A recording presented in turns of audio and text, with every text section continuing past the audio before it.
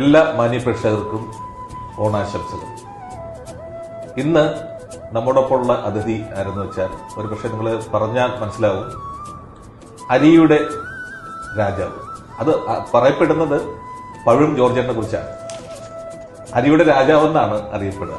ഓരോ പരസ്യങ്ങളിലും അങ്ങനെ കേട്ടപ്പോൾ ആ മനുഷ്യൻ ആരാണെന്ന് കാണണം എന്നൊരു മോഹം കൊണ്ട് ഇന്ന് അദ്ദേഹത്തിനെ കാണാൻ വേണ്ടി അദ്ദേഹത്തിന്റെ ഓഫീസിലേക്ക് വന്നിരിക്കുകയാണ്. ഇപ്പൊ നമ്മോടൊപ്പം ഉണ്ട്. അതിനൊരു പ്രത്യേകതയും കൂടിയുണ്ട്.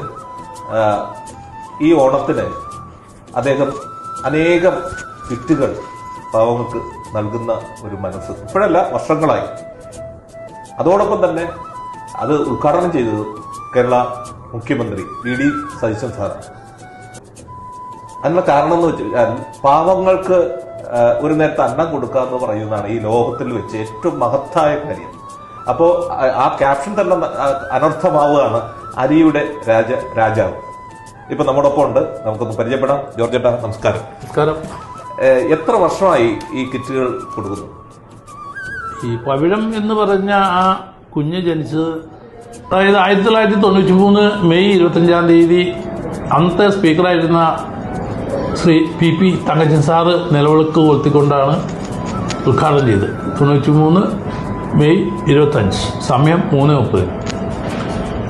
ആ വലിയ വ്യക്തി ഇന്ന് ജീവിച്ചിരിപ്പില്ല, മരിച്ചുപോയി. പക്ഷെങ്കിലും അദ്ദേഹം തിരികൊളുത്തി ഉദ്ഘാടനം ചെയ്തുകൊണ്ട് മാത്രം ആയിരിക്കാം ഒരുപക്ഷെ ലോകം അറിയപ്പെടുന്ന ഒരു പവിഴം ബ്രാൻഡ്, പവിഴം റൈസ് എന്നുള്ള ബ്രാൻഡ് അദ്ദേഹം ഉദ്ഘാടനം ചെയ്തു. ദൈവത്തിൻ്റെ അനുഗ്രഹം കൊണ്ട് ഇന്ന് കേരളത്തിലും ഇന്ത്യയിലും വിദേശത്തും യൂറോപ്യൻ രാജ്യങ്ങളിലുമായി 70ഓളം രാജ്യങ്ങളിൽ നമ്മുടെ പവിഴം അരിയും പവിഴം കറി പൗഡറുകൾ, ഓയില് എന്ന് വേണ്ട ഒരു 200 ചില്ലാനും പ്രൊഡക്റ്റുകൾ ഇപ്പോൾ കേരളത്തിൽ ഇന്ത്യയിലും എല്ലായിടത്തും വിതരണം ചെയ്യുന്നുണ്ട്. എല്ലാ വർഷവും നമുക്ക് കിട്ടുന്ന ലാഭത്തിൻ്റെ ഒരു 10% കണക്കാക്കിയിട്ട് വളരെ പാവപ്പെട്ട ആളുകൾക്ക് ഈ വരുമാനത്തിൽ നിന്നും എല്ലാ വർഷവും 10% ലാഭവീതം എടുത്ത് വളരെ ദരിദ്ര കുടുംബമായിട്ടിരിക്കുന്ന വിവാഹങ്ങൾക്ക്, അതുപോലെ തന്നെ മരുന്ന് വാങ്ങാൻ ഒരു നിവൃത്തിയില്ല, അങ്ങനെയുള്ള ഓരോ കാര്യങ്ങൾക്കും ഞാനും ആൻ്റണിയും ഒരു NB Pappachan memorial charitable trust, NB Pappachan എന്ന് പറയുന്നത് എൻ്റെ ഫാദറാണ്. ഞങ്ങൾ രണ്ടുപേരുമാണ് ഇതിൻ്റെ ഉടമസ്ഥന്മാർ. എൻ്റെ പേര് ജോർജ്, അനിയൻ ആൻ്റണി. അപ്പോൾ NB പാപ്പച്ചൻ മെമ്മോറിയൽ എന്ന പേരിൽ എല്ലാ വർഷവും നമ്മൾ ഓണത്തിന് ഒരു 7000 അല്ലെങ്കിൽ 8000 കിറ്റ് ഈ ജില്ലയിൽ, കൂടുതൽ ഈ ജില്ലയിൽ തന്നെയാണ്, പൂപ്പടി പഞ്ചായത്തിലും ഒക്കലിൻ്റെ ഒരു പരിസര പ്രദേശവും 2 പഞ്ചായത്തും പിന്നെ പെരുമ്പാവൂർ മണ്ഡലത്തിലും 7000 അല്ലെങ്കിൽ 6500 കിറ്റ് വളരെ പാവങ്ങൾക്കായിട്ട് 20 വർഷമായിട്ട് കൊടുത്തു വരുന്നതാണ്. അങ്ങനെ കൊടുക്കുന്നതുകൊണ്ട് യാതൊരുവിധ സന്തോഷക്കുറവും ഞങ്ങളെ സംബന്ധിച്ചില്ല. കാരണം മിക്കവാറും എൻ്റെ കണക്കൂട്ടിൽ ശരിയാണെങ്കിൽ ഈ 10000 വീടുകളിൽ ഞങ്ങൾ കൊടുക്കുന്ന കിറ്റുകൾ എത്തും. അത് ഫ്രീ ആയിട്ടാണ് കൊടുക്കുന്നത്. വളരെ പാവപ്പെട്ട ആൾക്കാരെ സെലക്ട് ചെയ്ത് അത്രയും പേർക്ക് കൊടുക്കുമ്പോൾ അവരിൽ നിന്ന് കിട്ടുന്ന ആ ഒരു പ്രാർത്ഥനയും ഒക്കെ സ്ഥാപനത്തിനും ഞങ്ങളുടെ തൊഴിലാളികൾക്കും വളരെ എന്താ പറയുക, പ്രാർത്ഥന കിട്ടുന്നുണ്ട്. നമുക്കത് മതി, പ്രാർത്ഥന മതി. പിന്നെ അതുകൂടാതെ ദൈവം സഹായിച്ച 1500 പേർക്ക് ജോലി കൊടുക്കാൻ സാധിക്കുന്നുണ്ട്. അത് ഞങ്ങളെ സംബന്ധിച്ച് വലിയൊരു സന്തോഷമുള്ള കാര്യമാണ്. 10 പേർക്ക് ജോലി കൊടുക്കാൻ പറ്റാത്ത സാഹചര്യത്തിൽ 1500 പേർക്ക് 25 വർഷമായിട്ട് ജോലി കൊടുക്കുമെന്ന് പറയുമ്പോൾ നിങ്ങൾക്ക് അറിയാവുന്ന കാര്യമാണ്.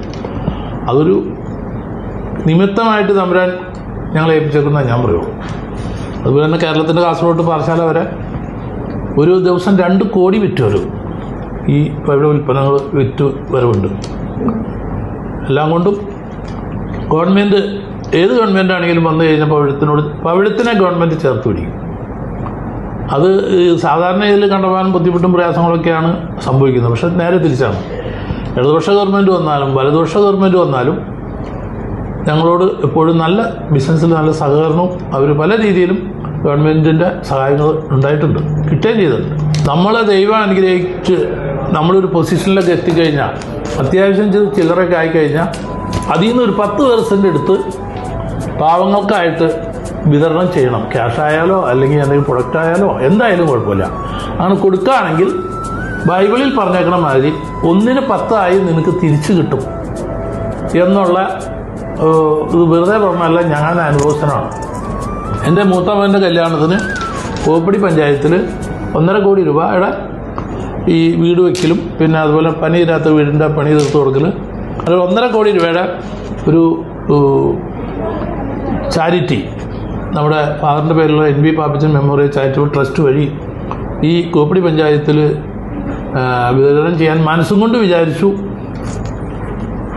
വിചാരിച്ചിരുന്ന് അങ്ങനെ വിചാരിച്ചു. ഒരു 10-30 ദിവസം കഴിഞ്ഞപ്പോഴത്തേക്കും കൊടുത്തൊന്നുമില്ല, മനസ്സിലങ്ങനെ ഒന്ന് വിചാരിച്ചപ്പോഴത്തേക്കും ഇവിടെ ഓണത്തിന് ഓണമല്ല ആ സാഹചര്യത്തിൽ ഒരു 1500 നെല്ലുപൊടിയിട്ടുണ്ടായി. മനസ്സിൽ വിചാരിച്ച് 30 ദിവസം കഴിഞ്ഞപ്പോൾ 2 നെല്ലിന് 2 രൂപ വെച്ച് കിലോത്തുമ്പോൾ കൂടി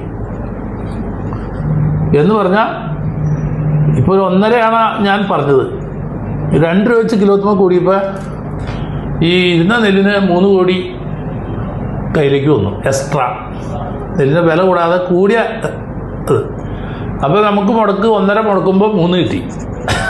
അതാണ് എനിക്ക് പറയാനുള്ളത്. അതായത് നമ്മുടെ ഇത് എല്ലാവരും ഒരു മാതൃക ആക്കണമെന്ന് ഞാൻ പറയണത്. കാരണം നമുക്ക് കിട്ടുന്നതിൻ്റെ ഒരു വീതം പാവങ്ങളെ സഹായിക്കുകയും അവരെ നമ്മൾ ചേർത്ത് പിടിക്കുകയും ചെയ്യുമ്പോൾ ദൈവം നമുക്ക് 1-ന് 10 ഇരട്ടിയായിട്ട് തിരിച്ചു തരുമെന്നുള്ളൊരു അനുഭവസ്ഥനാണ് ഞാൻ. ആദ്യമൊക്കെ പണ്ടൊക്കെ ഞാനെങ്ങനെയാണെന്ന് വെച്ചാൽ നമ്മളുണ്ടാക്കുന്ന പൈസയിൽ എന്തിനാ അങ്ങനെയൊക്കെ കുറയ്ക്കാൻ മനസ്സിൽ ചിന്തിച്ച കാലഘട്ടം ഉണ്ടായിട്ടോ ഇല്ലയെന്ന് ഞാൻ പറയുന്നില്ല. അപ്പോൾ എന്നിലുള്ള മാറ്റം അതോടുകൂടി വലിയ മാറ്റമായി. എന്നെ കേൾക്കുന്ന സഹോദരന്മാർ, ഇത് ഒരു എന്താ പറയുക, ഒരു മോഡലാക്കി നമുക്ക് ഈ ഓണം അല്ലെങ്കിൽ ക്രിസ്മസ് അല്ലെങ്കിൽ ഓരോ ആഘോഷങ്ങൾ വരുമ്പോഴും ഈ നമ്മുടെ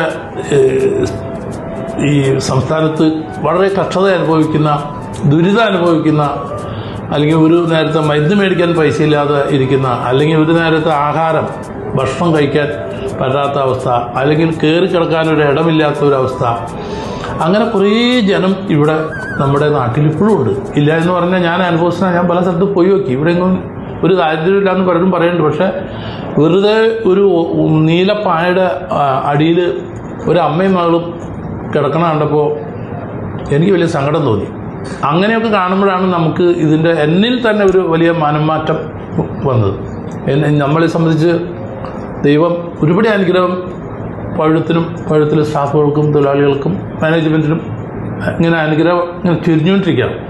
ഇങ്ങനെ ചൊരിഞ്ഞു വരുമ്പോൾ നമ്മൾ പാവപ്പെട്ടവനെ സഹായിക്കാൻ നമ്മൾ ബാധ്യസ്ഥനാണ്. അത് ദൈവം അതിനുള്ള കൂലി നമുക്ക് തരും.